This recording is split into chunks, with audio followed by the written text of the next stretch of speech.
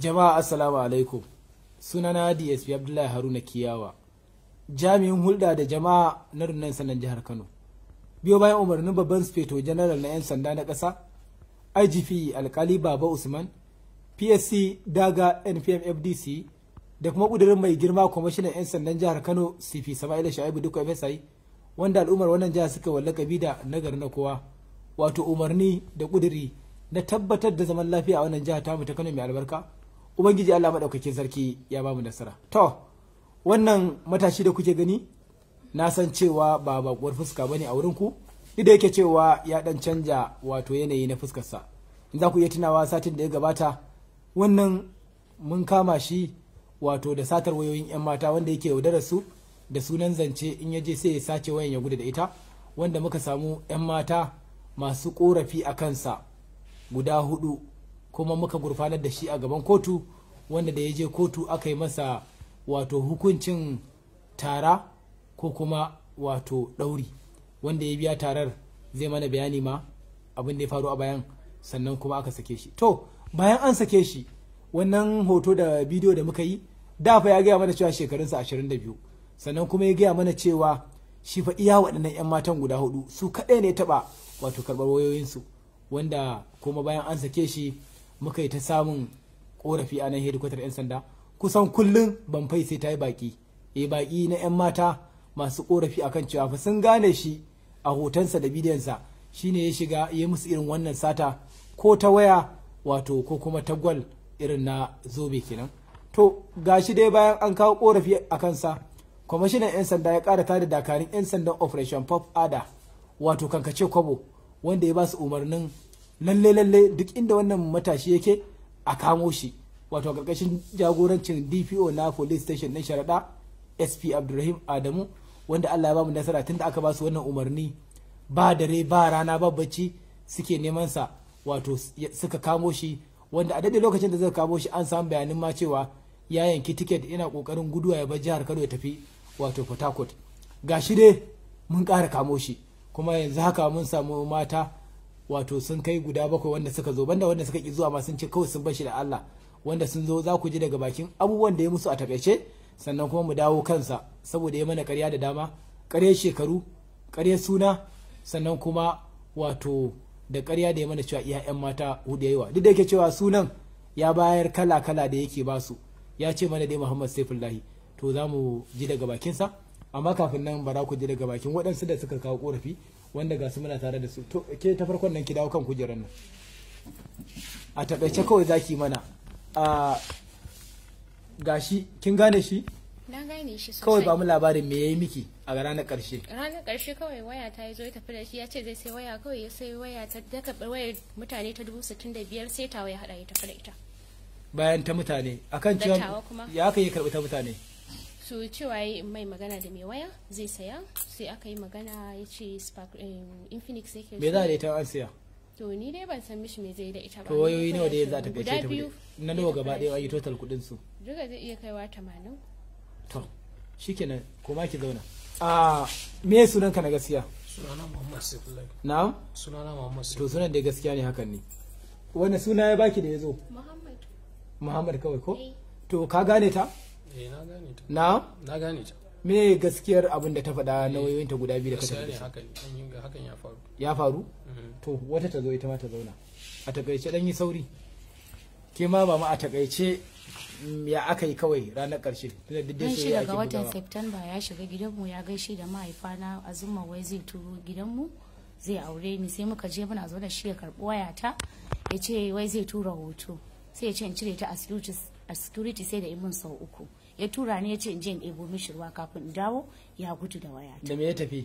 Spark 4. Nawa kika siya? 33,000 ga receipt ɗinta. Da wani suna ya zo miki? Muhammad Nasir. Da Muhammad Nasir ba Saifullahi ba. To kaji bawan Allah, ka gane ta? Na gane ta. Ka ji abin da ta faɗa? Me gaskiyar abin da ta faɗa? Hakan ya faru. To ina wai ta take? Tana gurin wani abokina. To ke ma ba mu labari, ke kuma ya aka ya takaice da karfi.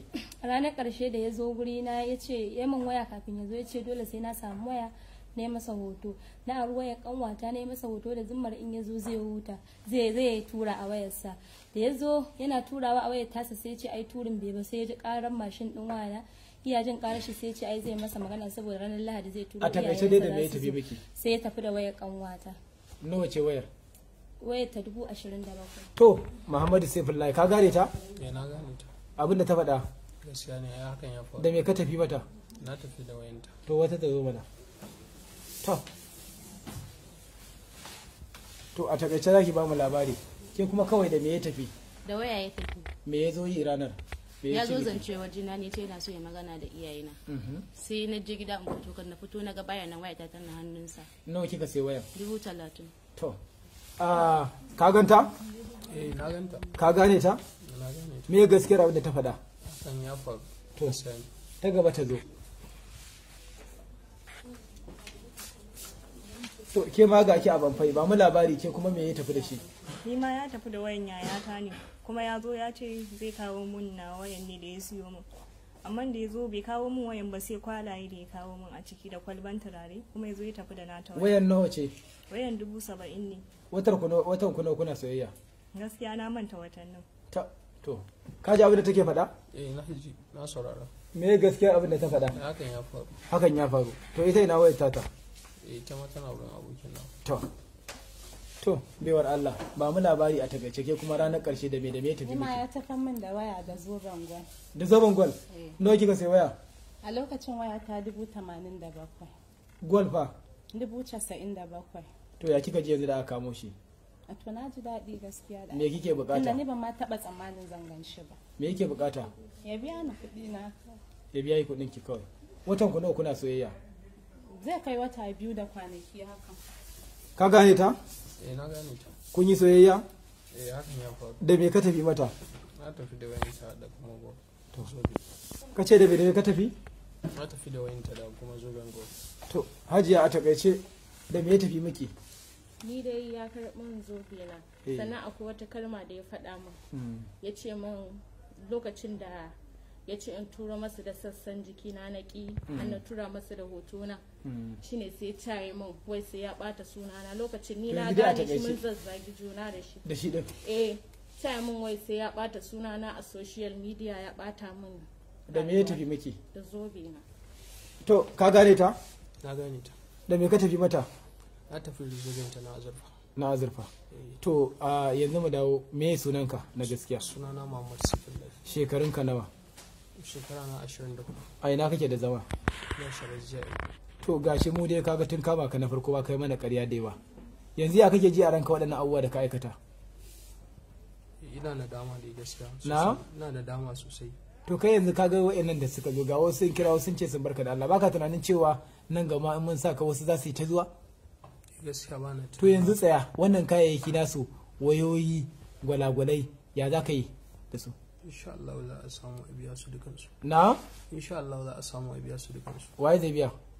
Insha Allah za a biya su. Insha Allah za a biya su. Za a biya su. Insha Allah. To kai yanzu ya kaji a ranka wannan abu da kake yi, na farko ba ma fa iya satar ba, wannan yaudarar kawai su yadda da kai har ka je kana bibiyar iyaye, kowace sai da kai magana da iyayenta, wai da gaske aikowa za ka yi ka aure ta, kuma har ka faɗi kana aiki aure kaza kana ta wannan ƙarya. Ya kai ji a ranka wannan abubuwa da kai? Gaskiya ban ji daɗi sosai ba. To alhamdulillah kamar yadda kuka ji, yanzu haka dai kwamishinan 'yan sanda Sifi Sama'ila Sha'ibu Dukko FSI ya ba da umarni a gudanar da binciken kwakwaf akan wannan lamari, kuma duk inda ya kai waɗannan kaya nasu ya ba da umarnin yin bibiya. Haka zalika yanzu haka yana babban sashen binciken manyan laifuka da ke nan Banfai, wanda da zarar an kammala bincike za a gurfanar da shi a gaban kotu domin a masa hukunci. Muna godiya da al'ummar da suka taimaka mana wanda har ya zo hannu. Muna godiya kuma da su kansu wanda suka zo suka gane shi suka shigar da karar, saboda wannan ba da an kamo shi ba ya zo hannu ba, Allah ne ya san iya abubuwan da wato ya aikata ko kuma in ce yake aikatawa. Jan hankali na ga 'yan mata, jan hankalin kwamishinan 'yan sanda ya ce a sanar da kuna kula sosai da irin wannan wato samarin me ake ce musu ne? Samarin mene ne? Samarin shaho ni ma ni taba ji a gunku. Sannan kuma a kula da su haka suke, karfa mutum ya ce ki ba da wani kuɗi ko wani zobe a kiyaye. Ku kuma masu irin wannan halin mu ne musu addu'a gaba ɗaya ubangiji Allah ya shirye su wanda kuma suka ce ba za su shirye ba muna nan wallahi ba daga kafa ba dare ba rana yan operation pop ada wato kankace kwabo suna nan sai da mu addu'ar inda kuka ki shiryo Allah ubangiji ya hada ku da su Allah ya kare mu daga sharrin su kuma Allah ya rufa mana asiri Allah kuma ya ci gaba da bamu zaman lafiya a wannan jiha ta mu ta Kano mai albarka